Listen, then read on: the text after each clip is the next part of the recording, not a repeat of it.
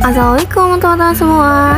Saya beserta teman-teman saya di kelompok 5 akan mempresentasikan salah satu penyakit yang bernama cacar air. Ditonton sampai habis ya. By the way, ini aku mau kenalin ke kalian nama-nama anggota yang ada di kelompok 5. Yang pertama ada Anastasia Andara, yang kedua ada Emilia Novitasari, yang ketiga ada Neneng Herawati, yang keempat ada Putri Naisila, yang kelima ada Salsabila Pratama Putri, dan yang terakhir ada saya, Jara Ranufani. Nah, sekarang kita membahas definisi tentang cacar. Cacar air adalah penyakit infeksi virus pada kulit yang menyebabkan bentol-bentol berisi cairan atau letting pada seluruh tubuh dan wajah. Penyakit ini dapat menular ke orang-orang yang belum pernah menderita cacar air atau yang belum pernah menerima vaksin cacar air. Penyebab cacar air adalah virus herpes yang disebut dengan virus varicella zoster. Virus ini menyebabkan cacar air pada anak-anak dan herpes zoster pada saat dewasa. Herpes zoster biasanya lebih terasa nyeri dan dapat mengakibatkan komplikasi yang berat. Cacar air pernah menjadi penyakit umum yang terjadi pada anak-anak. Namun, setelah vaksinasi cacar air dilakukan sejak tahun 1990-an, kasus cacar air mulai berkurang secara bertahap.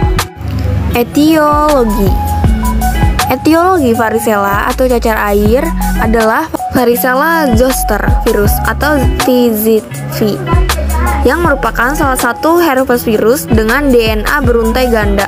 Karakteristik unik dari herpes virus adalah sifat latennya setelah infeksi primer. Varicella zoster virus ini merupakan virus yang sangat menular dan dapat menyebar dengan cepat melalui inhalasi droplet dari orang yang terinfeksi. Dan penyakit ini dapat dengan mudah menyebar dari satu orang ke orang lain. Jika sudah terkena, kekebalan tubuh akan mengenalinya, sehingga kamu tidak akan terinfeksi penyakit untuk kedua kalinya. Waspadai, penanganan dibutuhkan ketika gejala justru memburuk seiring dengan berjalannya waktu. Adapun tanda gejala cacar air adalah ruam lepuh yang muncul 10-20 hari setelah terpapar virus varicella. Ruam umumnya terlebih dahulu muncul di dada, punggung, atau wajah, kemudian menyebar ke seluruh tubuh. Bahkan, ruam terkadang dapat menyebar sampai ke dalam mulut, kelopak mata, dan area kelamin loh. Berikut gejala ruam pada cacar air juga dapat disertai keluhan lainnya, yaitu demam dengan suhu 38,3 sampai 38,8 derajat Celcius.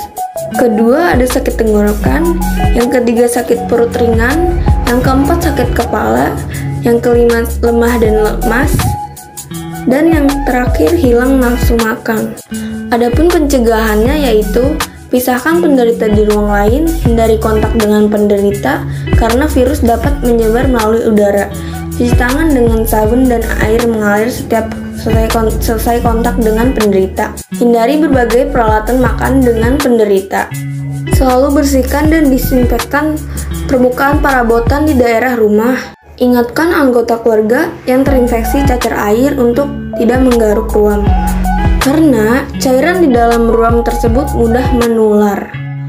Potong kuku penderita atau minta ia menggunakan sarung tangan berbahan katun untuk mengurangi resiko kerusakan kulit akibat garukan.